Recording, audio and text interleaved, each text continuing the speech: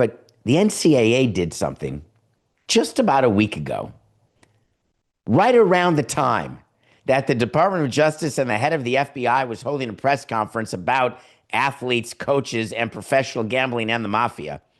The NCAA changed a rule. The rule they changed is that they are now going to allow college athletes to gamble on sports. Not college sports, but professional sports. This was a major deal. This was like opening up the floodgates into players' happiness. You want NIL money? Great. You're still not happy? You want more? Fine. How about this? Go ahead and gamble. It's what you're all doing anyway. Keep doing it. The NCAA announces this. All of a sudden, gambling by athletes has become a topic that is of the utmost importance because we've got a small problem. So what happens over the weekend? The SEC, that conference who basically would like the NCAA to go away, they would like to form their own super league. They would like to be a part of basically making the rules, dictating the rules, and then enforcing the rules upon themselves. The SEC gets together and the commissioner sends a letter to the NCAA saying, hey, quick question for you. Any chance you're willing to reconsider what you just passed and that we can stop college athletes from gambling on games?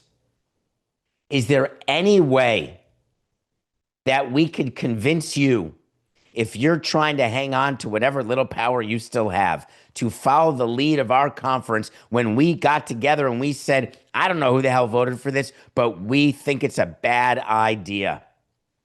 And you know what? It is a bad idea. The NCAA is in a super tough place right now. It would be really easy for the NCAA to change course. It would be easy for the NCAA to get the memo from the SEC, and under the current rules, which would allow for a revote on allowing players to gamble on professional sports, the NCAA could then reverse it. By doing that, they have to swallow hard because they would then be open to the analysis of, wow, we really are eunuchs. It really is the SEC that's in charge. The Super League is upon us. And many of you would say that's how it is anyway. But inside the NCAA, the four corners of their building, of their space, of their brain, they don't view the SEC as omniscient, nor the Big 10, the Big 18, the Big 12, the Power 2, the AC-10. No, they view their body, they view their form and their shape as the utmost keystone in the entire college athletic universe. You can't give in to the SEC here. Which leads me to talk to you about, what do you do when you decide to double down on something that you've done that you know is a mistake because you're unwilling to give grace to the other person, the other side, and say, oh, I'm wrong, actually. This was a mistake. We're going to redo this.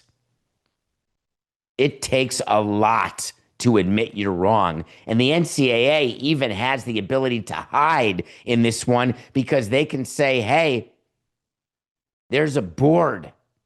It's a board of people within Division I. It's not really the NCAA. It's actually people like you, SEC. You're the ones who are deciding stuff. But I got to tell you, in the real world of how boards work and how committees are put together, they're done very strategically. The politicking that goes on to decisions that a board makes is significant. The ramifications of decisions that boards make, significant. There is a real possibility that there is going to be a revote on this rule that allows college players to gamble on professional sports. There is a rule in place that allows for a revote on this issue. If there were ever a time for the NCAA to give the Heisman toward the SEC, that time would not be now.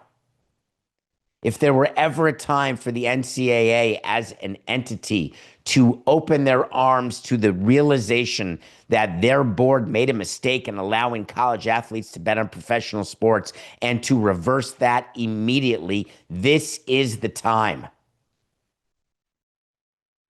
I understand we want to treat college athletes like employees. Don't agree? I understand why you want it. I understand that you want to pay college athletes for their name, image, and likeness. Don't agree, but I get it. I understand that we want to believe when we ourselves are 18, 19, and 20 that we are adults and that we know what's going on. We're wrong, but I get it. I understand that we are sponsored by DraftKings and that I have the utmost respect for actually how they are being helpful in this crazy world we are in where these stories are happening in seemingly larger, more frequency. However, there is a world that we need to live in where the participants in the events are not allowed to gamble on the events, whether it's illegal or legal in all 50 states. It's the same concept that no matter what, think about what the Billups-Rozier thing was regarding insider trading. When you know something about something, you are not allowed to profit from that something at the expense of those who don't have the opportunity to know that same thing. That's the rule of fairness. College athletes, do they maybe have connections? Do they have insight into professional sports that normal fans wouldn't have? That's only one of the reasons you don't want to allow it. Let me give you the second and the bigger reason why you don't want to allow college athletes to gamble on professional sports of any kind. Because the majority of them are not going to make a living as college athletes. They are not going to be able to do anything other than enter the working world. I want college athletes to remember that they are there to get a degree. They are there to put themselves in a position to try to earn a living after their career's done because they are not going to make it, the overwhelming number of them. It's the same thing I say to professionals. The majority of you are not going to have enough to retire on. The majority of you are going to need to get other jobs. Stay focused. Do your job now. Get paid what you can, but make sure you're ready to go back into the workforce, or else your life is going to be in trouble. These college athletes, even the Division I's, need to know that 99% of them are done after college, after their eligibility is done. Now, they could be eligible till they're 30. I don't care. In the real world, 30 is not old.